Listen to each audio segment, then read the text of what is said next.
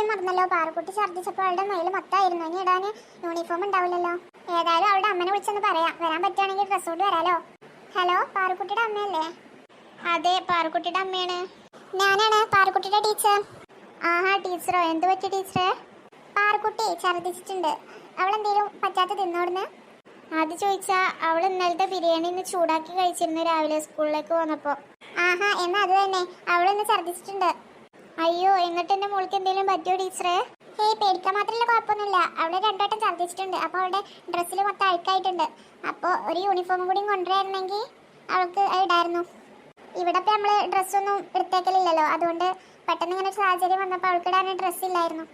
അവൾ എന്നിട്ട് എവിടെ ടീച്ചറെ കൊടുക്കാൻ പറ്റുമോ? ഏയ് ഇല്ല, അവളിപ്പോൾ ഇവിടെ ഇല്ല. അവൾ ടോയ്ലറ്റിൽ പോയിരിക്കുക വാഷ് ചെയ്യാൻ വേണ്ടിയിട്ട്. ഓഹോ, എന്നാൽ ഞാൻ വേഗം കൊണ്ടുവരാം ടീച്ചറെ. ടീച്ചർക്ക് ബുദ്ധിമുട്ടായിട്ടുണ്ടാവില്ലേ?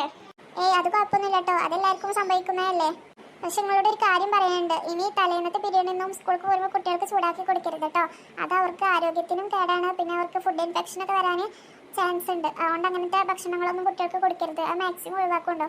ഞാൻ അവരോട് പറഞ്ഞതാ ടീച്ചറെ, സ്കൂൾക്ക് പോകുമ്പോൾ തിന്നണ്ട, വന്നിട്ട് തിന്നാൽ മതി എന്നൊക്കെ അവർ പറഞ്ഞാൽ കേൾക്കണ്ടേ.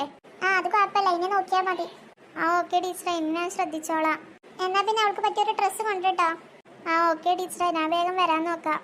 ഇനി പോയി കുട്ടികളെ വിളിക്കട്ടെ. അവരെ കളിക്കായിരിക്കും. അവർക്ക് ഇപ്പോൾ ഏതായാലും കുറെ കളിക്കാൻ ടൈം കിട്ടി. അപ്പം മക്കളെ, നമുക്ക് ക്ലാസ് എടുക്കാൻ തുടങ്ങാം.